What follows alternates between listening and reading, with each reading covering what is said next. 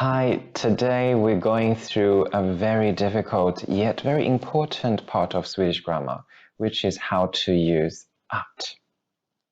Att in Swedish has two main functions. One of it is to create a noun structure from a verb, turning an action into an activity.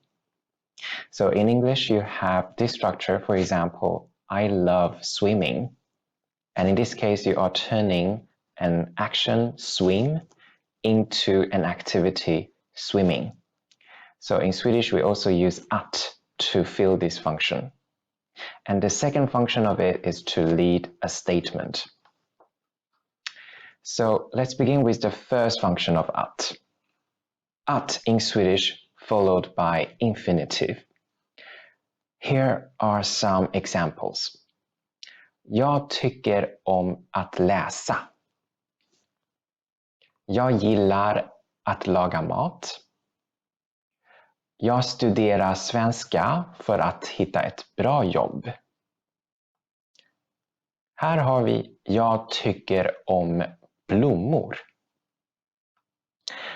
If we translate them into English, then they will be I like reading or I like to read. I like cooking or I like to cook, att laga mat.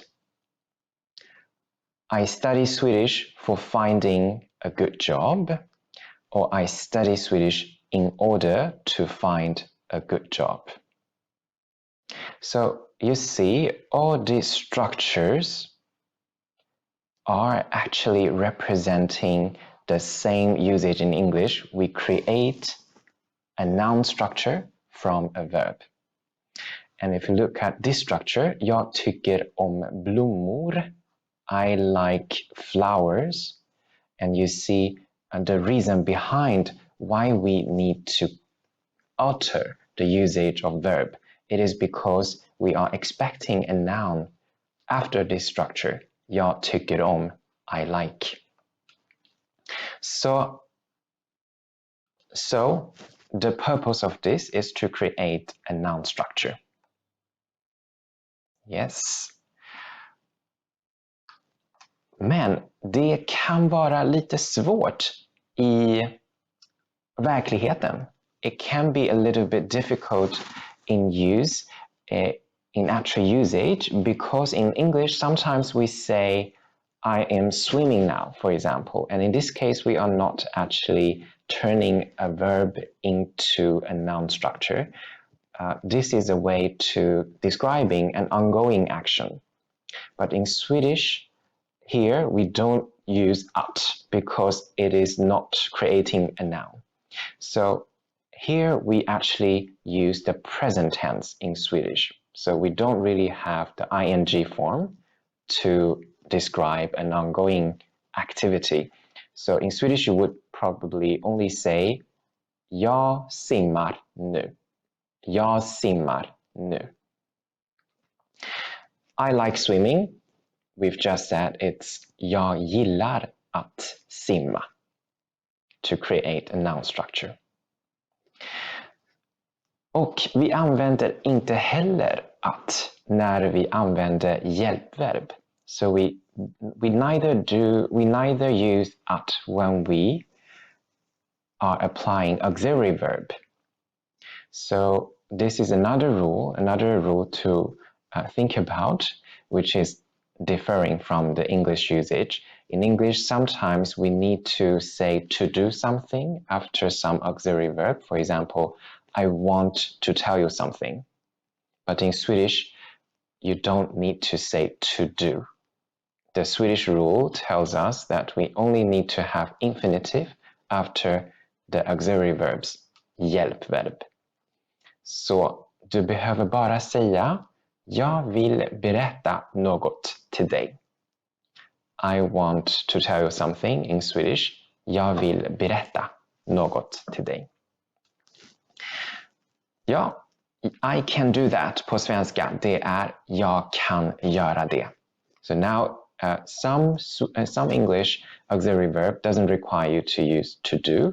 So in Swedish it's still jag kan göra det. Men det kanske kan vara lite svårt när du måste översätta I want to tell you something. So it can be difficult for you to translate I want to tell you something because now we need to think about in Swedish we only have one rule for the auxiliary verbs, which is infinitive after them. The second function of att is much easier. It is to lead a statement, to start a subordinate clause. So for example, we have two sentences here. Jag tycker att det är en bra idé. I think that it is a good idea. Hon sa att vi måste vara försiktiga. She said that we must be careful.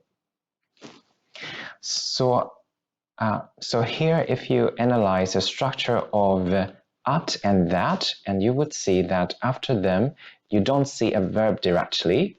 You see a new sentence starting with a subject. So in all those cases, at is actually leading a subordinate clause. And it's equivalent to that in English. I think that, blah, blah, blah. She said that, blah, blah, blah. In all those cases in Swedish, you would use at. But something can be confused with the English that, because in English, that has two functions. The first function of that is to lead a statement. For example, I think that you're nice. Jag tycker att du är snäll. But the second function of that in English has actually another word in Swedish. So the second function of that in English is actually to describe the object before that. For example, in this sentence, I loved the book that you gave me last year. So now you are actually describing the book that you gave me last year. So in those cases, you are not starting or leading a new statement, a new sentence. And in those cases in Swedish, you use another word, which is som. Jag älskar boken som du gav mig förra året. So som in Swedish is describing the book directly. But if you look back at the previous example, jag tycker att du är snäll. So du är snäll is not describing any noun before at. So at is to lead a new structure, a new sentence. Whereas here, som is always describing the object or the person before it. Okay, I understand it must be very confusing for all of us right now. So if you have any doubts, I would suggest you to ask your teachers and maybe repeat these videos several times again. Maybe you will begin to sense how to use at. But now let's do the last interesting repetition, which is a quick test. Let's see how much we've understood. So how to translate them into Swedish. Now I will show some English sentences and we will translate them into Swedish. So let's do it together. I like reading. How to translate it into Swedish? Yes, that's jag gillar att läsa. Jag gillar att läsa. I am reading now. I'm reading now. In Swedish, jag läser nu. Jag läser nu. The next sentence. I need to call my friend tomorrow. In Swedish. Jag behöver ringa min kompis imorgon.